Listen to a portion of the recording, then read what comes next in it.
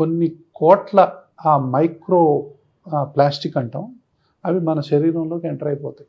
ఇప్పుడు అవే అన్నిటి జబ్బులకు మూల కారణం. క్యాన్సర్ విపరీతంగా పెరిగిపోవడానికి మూల కారణం ప్లాస్టిక్ ఇంజెక్షనే. అక్కడి నుంచి మనకు అనారోగ్యం మొదలైంది. ఒకప్పుడు కుండల్లో ఉండేది, రాగి చెంబుల్లో ఉండేది, సరస్సుల్లో నుంచి తాగేవాళ్ళం, చెరువుల్లో నుంచి తాగేవాళ్ళం.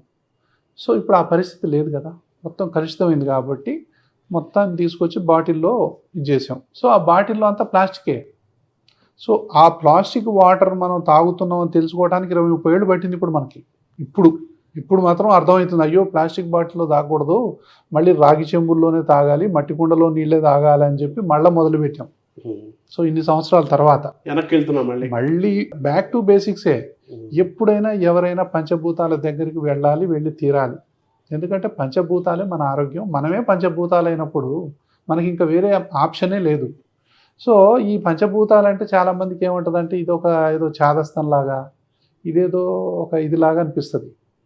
ఇప్పుడు సూర్యుడి నుంచి వచ్చేటటువంటి సూర్యకిరణాలు ఆకుల మీద పడి కిరణజన్య సంయోగ క్రియ ద్వారా గాలిలో ఉన్న కార్బన్ డయాక్సైడ్ని, భూమిలో ఉన్నటువంటి నీరుని, సన్లైట్ని వాడుకొని పిండి పదార్థం తయారైంది, కార్బోహైడ్రేట్. ఆ కార్బోహైడ్రేట్ అనేవి కొన్ని ఎనిమల్స్ తింటాయి, మనందరం కూడా కార్బోహైడ్రేట్ తింటాం. ఆ కార్బోహైడ్రేటే మొక్కలో ఉన్నటువంటి అన్ని భాగాలకు గ్రోత్కు ఉపయోగపడి మళ్ళీ మనకు కాయల రూపంలో, పళ్ళ రూపంలో, కొన్ని ఆకుల రూపంలో, కొన్ని వేర్ల రూపంలో, కొన్ని దుంపల రూపంలో, సో అన్ని రకాలైనటువంటి ఆహార పదార్థాలుగా మనకు సూర్యుడిని తింటున్నాం మనం. వాటరు ప్లస్ గాలి ప్లస్ సూర్యరశ్మి అవే తింటున్నాం. ఆ పంచభూతాలనే కదా మనం తినేది. కాబట్టి పంచభూతమే శరీరం. మనం ఏడ తింటున్నాం, సూర్యుని ఏడ తింటున్నాం అంటే సూర్యుడినే తింటున్నాం మనం ప్రతిరోజు. సూర్యుడు శక్తికి ఆధారం. సో సూర్యుడు ద్వారా పిండి పదార్థం తయారైతే ఆ పిండి పదార్థం ద్వారా మంచి మానవాళి మొత్తం డిపెండ్ అయింది. ఎనిమల్స్, ఎన్నో రకాలైన జంతువులు కూడా దాని మీద డిపెండ్ అయినాయి. దాని నుంచి ఆ జంతువులని పెరిగే జంతువులు కొన్ని, బట్ ఎటుబడి ఆ ట్రాన్స్ఫర్ ఆఫ్ ఎనర్జీయే, సూర్యుడి ఎనర్జీయే మనలోకి వస్తుంది పిండి పదార్థాల ద్వారా. కాబట్టి ఇక్కడ మనకి భూమిలో నుంచి వచ్చినటువంటి వాటరు ఇవన్నీ ఉంటాయి. భూమే కలుషితమైనప్పుడు అందులో ఉన్న మొక్క కలుషితం కాకుండా ఎట్లా ఉంటుంది? నీరే కలుషితమైనప్పుడు అందులో ఉన్నటువంటి అన్నీ మనకు ఆ కాయలోకి చేరకుండా ఎలా ఉంటాయి? కాబట్టి ఇప్పుడు పొల్యూటెడ్ ఏరియాస్లో ఉన్న భూమిలో పెరిగినటువంటి ఏ మొక్కలైనా, ఆ మొక్క నుంచి వచ్చిన పండైనా, కూరగాయైనా, ఆకులైనా ఏదైనా కూడా విషతుల్యమే. అంటే మనం తినే ఆహారము, పీల్చే గాలి అన్నీ కలుషితం అవడం వల్ల మనం కలుషితం వస్తున్నాం. మొత్తం ఇప్పుడు మనం గాలి మొత్తం పొల్యూషన్ అయిపోయింది, నీరు మొత్తం కాలుష్యం అయిపోయింది, భూమి కాలుష్యం అయిపోయింది, దాని తర్వాత ఉన్నటువంటి స్పేసే మొత్తం పొల్యూషన్ అయిపోయింది. సో అన్ని సో ఇప్పుడు సూర్యరశ్మి అందని వాళ్ళు 100కి 70 నుంచి 80% మంది, చాలామంది కూడా సూర్యుని చూడని వాళ్ళు ఉన్నారు ఇప్పుడు డైరెక్ట్గా. తర్వాత పొద్దున్నే 6ంటికో 7ంటికో బయలుదేరి కారులో కూర్చొని మళ్ళీ ఆఫీస్లో కూర్చొని మళ్ళీ నైట్కి ఇంటికి వస్తారు కదా, ఎవరు సూర్యుడికి ఎక్స్పోజ్ అవ్వరు. సో సూర్యుడికి ఎక్స్పోజ్ అవ్వట్లా మనం. కాబట్టి కంపల్సరీ ఒక మంచి గాలికి ఎక్స్పోజ్ అవ్వట్లా, భూమి మీద ఒక పచ్చిక బయళ్ళ మీద నడవట్లా, మనం పచ్చని ప్రకృతిని ఎక్కడ చూడట్లా. ఇవన్నీ ఆరోగ్య ప్రదాతలే. కాబట్టి ఇవన్నీ కూడా మన ఆరోగ్యం రావడానికి మూల కారణాలు. ఈ పంచభూతాలను ఎప్పుడైతే మనం డిస్టర్బ్ చేశామో అవి భూతాలై, ప్రేతాలై మనని డిస్టర్బ్ చేస్తున్నాయి. ఎప్పుడు? గర్భంలో ఉన్నప్పటి నుంచే. సో ఆ తల్లిదండ్రులకు అలర్జీ, ఆస్మా లక్షణాలు ఉంటే పిల్ల పుట్టిన తర్వాత నుంచే తల్లిదండ్రులు మొదలవుద్ది, నాకు జలుబు ఉంది, దగ్గుంది, ఆయాసం ఉంది, మరి వీళ్ళకు కూడా వస్తుందో ఏమో అని. సో మెల్లగా 3వ నెల కాగానే ముక్కులు ముసముస అంటాం, మెల్లగా దగ్గు రావటం, మెల్లగా ఆయాసపడటం అనేది జరుగుతుంది. ఈ లోపల పుట్టగానే ఏం చేస్తాం మనం? సాంబ్రాణి పోగేస్తాం. మన సంస్కృతి సాంప్రదాయం. ఈ సంస్కృతి సాంప్రదాయాలు రెండు వైపులా పదునున్న కత్తి లాంటివి. ఒక్కోసారి పిల్లల ఆరోగ్య విషయంలో అగరబత్తిలు వెలిగిస్తాం, సాంబ్రాణి పోగేస్తాం, ఇంకా ఏదేదో రకరకాలైనవి చేస్తాం. ఇవన్నీ కూడా మన బాడీకి తెలియదు, అవన్నీ కూడా కార్బన్ డైఆక్సైడే కదా. ఈ విషతుల్యమైనటువంటి ఆ గాలి చిన్నపిల్లల్లో కనుక పోయినట్లయితే మెల్లగా ఊపిరితిత్తు, ఆల్రెడీ అలర్జీ జీన్స్ ఉన్నాయి, మనం ఆల్రెడీ ట్రిగ్గరే చేస్తున్నాం. అంటే పొగ రూపంలో, సాంబ్రాణి రూపంలో, అగరబత్తి రూపంలో, తర్వాత ఏదో ఒకటి పౌడర్ కనపడకుండా కొడతారు చిన్నపిల్లలకి, పౌడర్ రూపంలో మొహం కూడా కనిపించకుండా కొడతారు, కళ్ళ మొత్తం కొట్టేస్తుంటారు. ఈ రెండు, ఇది జీన్స్, ఇది ట్రిగ్గర్, ఈ రెండు కలిసి మెల్లగా ఊపిరితిత్తులు, ముక్కులు ఈ విధంగా మెల్లగా క్లోజ్ అవుతాయి. అసలు అయితే ఇలా ఉండాలి, ఇలా క్లోజ్ అవటం మొదలు పెడతాయి. ఇక అప్పుడు 3వ నెల నుంచి మొదలవుద్దండి ఇది. 3వ నెల నుంచి ఈ 3వ నెల నుంచే విపరీతంగా దగ్గుతారు. ఎంత దగ్గుతారంటే పిల్లలు దగ్గి వాంతి చేస్తారు, పాలు తాగలేరు. పాలు తాగాలంటే వాళ్ళకి శ్వాస అందాలిగా, శ్వాస అందనప్పుడు తల్లిపాలు తాగలేరు. కాబట్టి ఆ పాల కోసం ఇబ్బంది పడుతూ ఉంటారు, పక్కలు ఎగరేస్తూ ఉంటారు గాలి పీల్చడం కోసం. ఇప్పుడు ఇట్లా ఉందనుకోండి, గాలి ఈజీగా పోదు కదా, ఇలా ఉంటే పోద్ది, ఎంతో కష్టపడి గుంజాలి.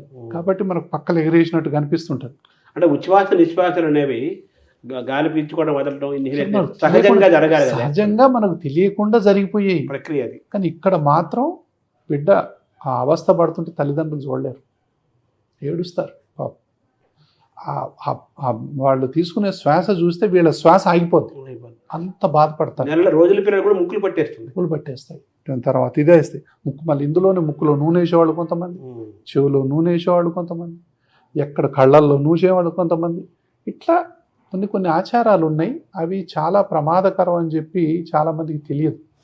కాబట్టి ఇలాంటివి ఏవి కూడా ఈ ప్రాక్టీసెస్ అన్నీ దయచేసి తీసేసేయాలి. వెనకటి వాళ్ళందరూ మనం చేసాము, మనం ఇప్పుడు కూడా చేయమంటే అప్పుడు ఆరోగ్యం లేదు, అప్పుడు గాలి లేదు, అప్పుడు నీళ్లు లేవు, అప్పుడు వాతావరణం లేదు, అప్పుడు ఫుడ్ ఇప్పుడు లేదు.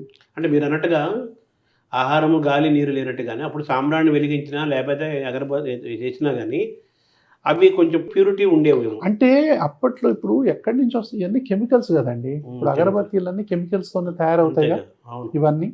ఒకప్పుడు మరి ఆ శాండల్వుడ్ నుంచి తీసేవాళ్ళేమో మనకు తెలియదు, డైరెక్ట్గా అలా అనుకోవాలి. సో అందులో నుంచి తీసిన వాటిల్లో మనం ప్రకృతికి సంబంధించింది కాబట్టి హాని చేయకపోయి ఉండొచ్చేమో. ఇప్పుడు మాత్రం కంపల్సరీ కెమికల్స్ అయ్యి, కెమికల్స్ నుంచి ఆరోగ్యం ఎలా వస్తుంది? కాబట్టి సంస్కృతి సాంప్రదాయాన్ని మనం గౌరవించాలి, అది నెంబర్ 1. ఎప్పుడైనా మీరు అగరబత్తి వెలిగించదలుచుకుంటే తులసి మొక్కకి వెలిగించుకోండి, 1 లేదా 2 వెలిగించుకోండి. ఇంట్లో ఎన్ని పటాలు ఉంటే అన్ని పటాలు వెలిగించినంత మాత్రాన భక్తి ఏం కాదు. సో బయట వెలిగించుకోండి, మంచిగా దండం పెట్టుకోండి, అన్నీ చేసుకోండి. సో ఇలాంటివి చేయకుండా మనం గనక ఈ అగరబత్తీలు ఇవి చాలా ఇంపార్టెంట్ అండి. ఇండోర్ పొల్యూషన్ వల్ల చాలా మంది పిల్లలు ఇబ్బంది పడుతున్నారు. కొంతమంది మనం ఈ పూజ చేసి ఆ టాపిక్, మంచి టాపిక్ తీసుకొచ్చారు. అది దేవుడి గది ఉంటుంది కదా, పటాలు పెట్టుకొని ఫుల్ కొట్టడం 1/2 డజను అగరబత్తులు పెట్టుకొని కూర్చుంటారు. అదంతా వాళ్ళకి వెళ్తుంటుంది కదా, ఎంత బాధపడతారండి. ఈ విషయంలోనైతే నేను ఎన్ని వందల సార్లు చెప్పాను. అంటే ఇప్పుడు సపోజ్ అండి, చేసే ఆయనకు అలర్జీ ఉండదు, ఆస్మా ఉండదు, ఆయన బాగానే ఉంటాడు, వాళ్ళ వైఫ్కి ఉండొచ్చు. ఆవిడ నరకం అనుభవిస్తుంటాడు. చేతులు అయితే దండం పెడితే, ఏమండి అగరబత్తులు పెట్టకండి, నాకు పడట్లేదు. ఆహా, నీకు భక్తి లేదు, పాడలేదు, నువ్వు ఆ అగరబత్తిలు వద్దంటావా, అసలు నీకు దేవుడి మీద నీకు ఇది లేదంట. దేవుడి సంగతి తర్వాత కానీ నాకు ముందర ఊపిరిపోయేటట్టు ఉందనేది ఆవిడ బాధ. జీవుడి సంగతి చూడండి అనేది వాళ్ళ బాధ ఉంటుంది. అంటే దానికి ఆల్టర్నేటివ్గా దీపం వెలిగించుకోవచ్చు కదా. అది ఆవు నెయ్యితో, అది చిన్న దీపం కనపడనట్టుగా. ఇప్పుడు భక్తి అనేది ప్రదర్శించేది కాదు కదా, ఆత్మకు సంబంధించి అనుభవించేది, ప్రదర్శించేది కాదు. ప్రదర్శించేది ఏది కూడా భక్తి కాదు నా దృష్టిలో. కళ అవుతుంది కానీ భక్తి కాదు. కాబట్టి ప్రదర్శించకుండా నిజంగా ఉంటే చిన్న దీపం వెలిగించుకోండి, కనపడినట్టుగా ఆవు నెయ్యితో వెలిగించుకోండి.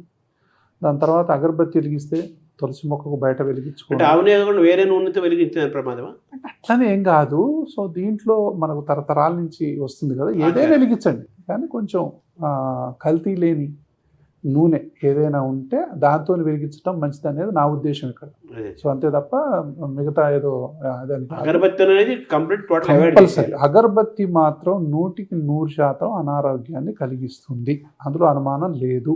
ఏమండి 2-3 అగరబత్తీలు అంటే దాదాపు మనం సిగరెట్తో పోల్చకూడదు, కానీ సిగరెట్ తాగితే ఎంత నష్టం ఉంటుందో ఇప్పుడున్నటువంటి అగరబత్తీల్ని పీలిస్తే అంత అనారోగ్యం వస్తుంది. ఎవరికి తెలుస్తుంది ఈ విషయం? మా దగ్గరకు వచ్చే వాళ్ళు చెప్తుంటారు మాకు, సార్ మా ఆయనకు నేను నెత్తి నోరు కొట్టుకొని చెప్తాను, వాడు వినరు. తర్వాత మళ్ళీ జెంట్స్ కూడా ఉంటారుగా, సార్ నాకు ఆస్మా ఉంది, మా ఆవిడ వినదు. పూజ చేసే వాళ్ళు 2 వైపులు ఉంటారు. సో కాబట్టి కొంతమందికి అత్తమామలకు ఉంటుంది, ఇంట్లో ఎవరికైనా ఉండొచ్చు కదా, ఎవరికి ఉన్నా వాళ్ళకు పడదు, కొంతమంది చిన్న పిల్లలకు ఉంటుంది. చిన్న పిల్లలకి ఎంత ఆస్మా ఉంటుంది అంటే ఎన్ని మందులు వాడినా తగ్గదండి. కారణం ఏందా అని చూస్తే వీళ్ళు ఇంట్లో అగరబత్తీలు వెలిగిస్తూ ఉంటారు, పర్ఫ్యూమ్స్ వాడుతూ ఉంటారు, సాంబ్రాణి పొగలు వేలుస్తూ ఉంటారు. మీకు తెలుసు కదా, ఒక షాప్ ఓపెన్ చేయగానే ఎన్ని సాంబ్రాణి పొగలు పెడతారో. ఫస్ట్ సాంబ్రాణి పొగ పెట్టిన తర్వాతనే మొత్తం చేస్తూ ఉంటారు. సో ఈ యొక్క ఏదైతే పొగ ఉందో పొగే. మనం పవిత్రమన్నా మనం ఇదన్నా పొగే, దాని లక్షణమే. సో ఊపిరితిత్తులు మూసుకోవడం అనేది జనరల్గా జరుగుతుంది. దీన్ని చిన్నపిల్లల్లో ఇంట్లో ఆపేయండి. ఎవరైతే చిన్నపిల్లలు పుట్టగానే అలర్జీ ఆస్తమాకు గురయ్యే అవకాశాలు ఉన్నాయో వాళ్ళల్లో ఈ ప్రాక్టీసెస్ ఆపేయండి. అంటే ఓవరాల్గా ఏంటంటే అగరబత్తులు అనేది స్టాప్, అగరబత్తులు పర్ఫ్యూమ్ ఇస్ పాయిజన్ అండి. ఈరోజు ఎల్కేజీ పిల్లలకు పర్ఫ్యూమ్ కొట్టి పంపుతున్నారండి స్కూల్స్కి. తర్వాత మళ్ళా స్కూల్లో పోతే ఏసీలు, బాడీ పర్ఫ్యూమ్, కార్లకి, రూమ్కి ఎక్కడ చూసినా కెమికల్సే. అంటే మన జీవితం అంతా కెమికల్ మయమైపోయింది.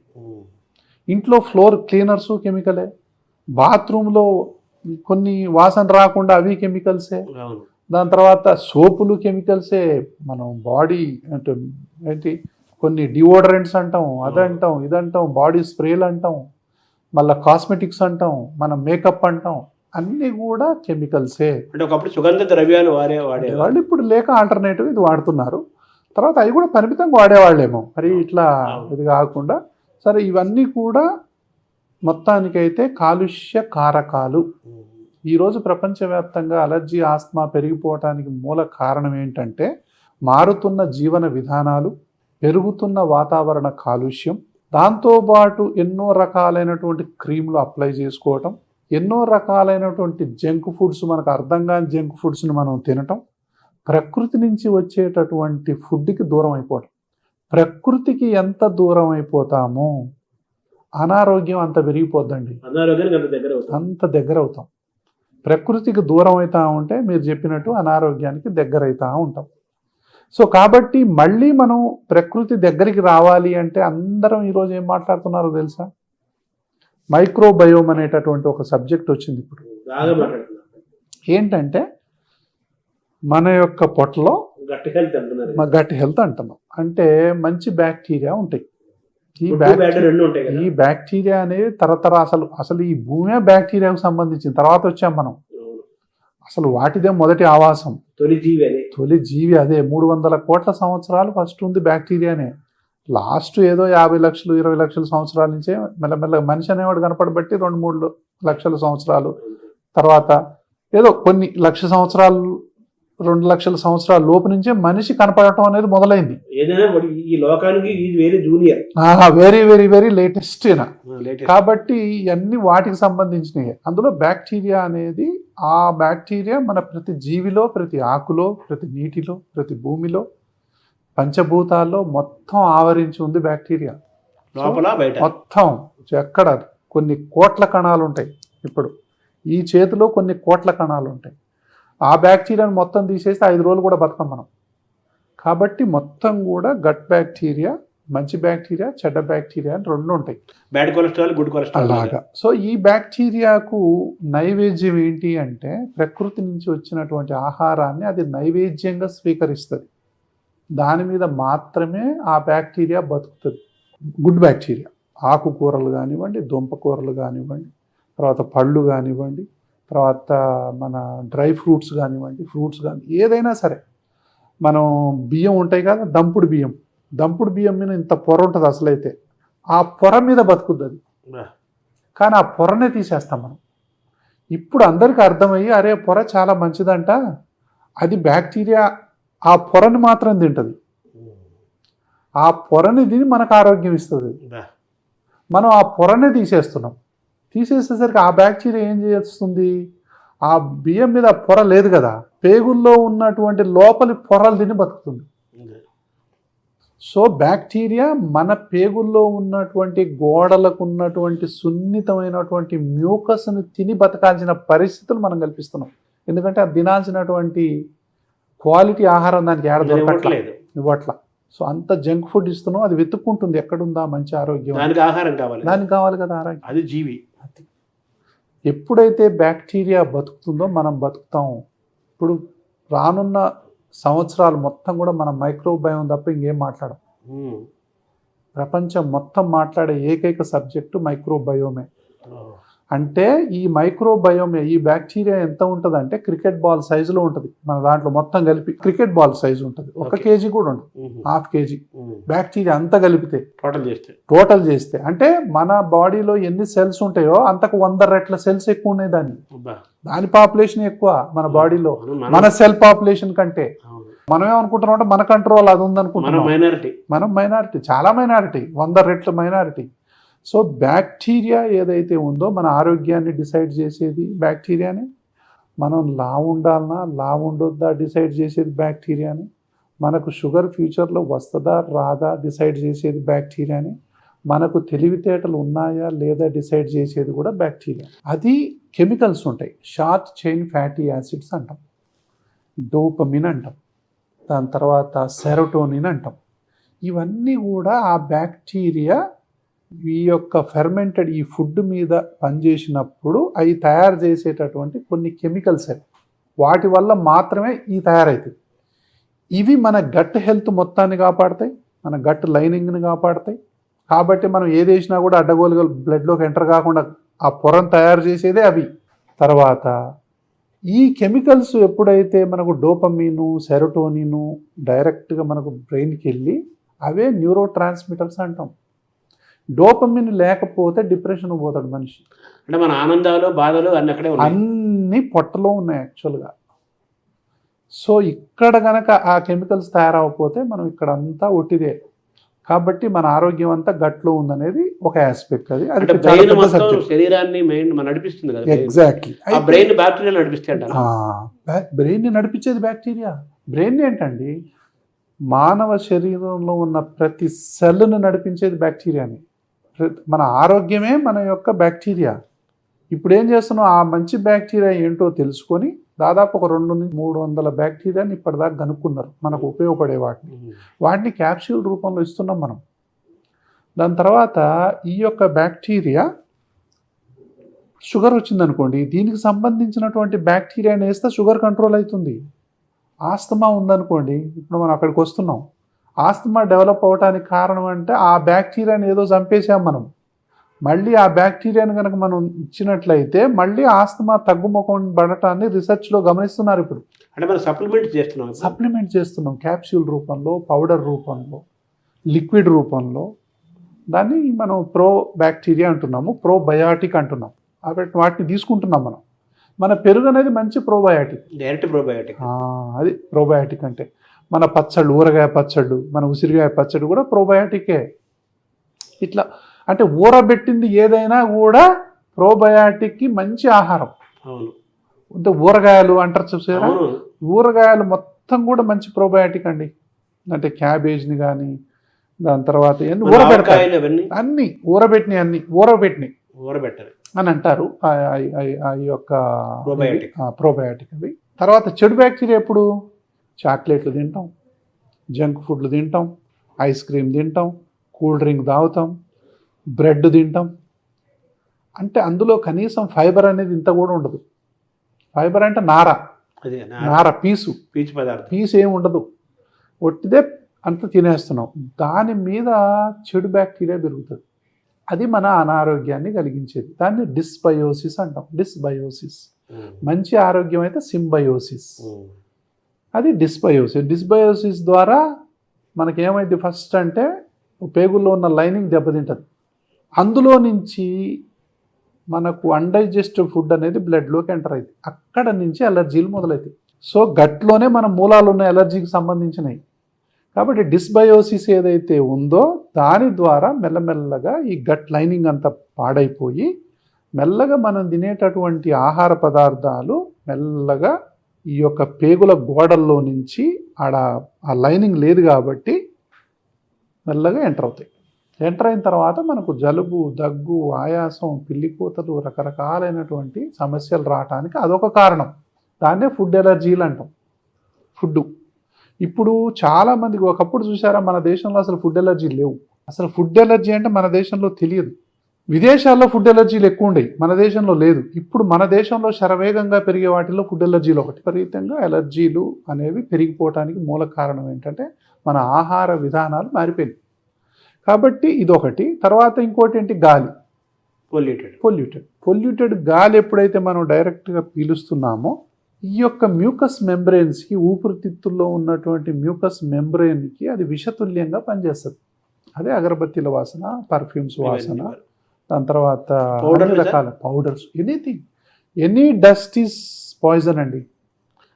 ఎనీ పౌడర్, ఏదన్నా any powder is poison for the lungs, any smell is poison for the lungs, any dust, any smoke, అది ఎంత పవిత్రమైన కానీ. ఇప్పుడు ఫ్రిడ్జ్లో ఏసీలు ఎలా చూడాలి అంటే చల్లటి కదా, అంటే ప్రకృతికి ఫ్రిడ్జ్ అనేది మనం కనుక్కున్నది కదా. చల్లటి నీళ్ళు తాగుతామని కాదుగా, పుట్టుకతోనే ఒక టెంపరేచర్లో ఉంటుంది వాటర్, అది తాగినప్పుడు మనకి ఏం కాదు. మీరు చల్లటి నీళ్ళు తాగండి అంటే గొంతు పట్టేస్తుంది.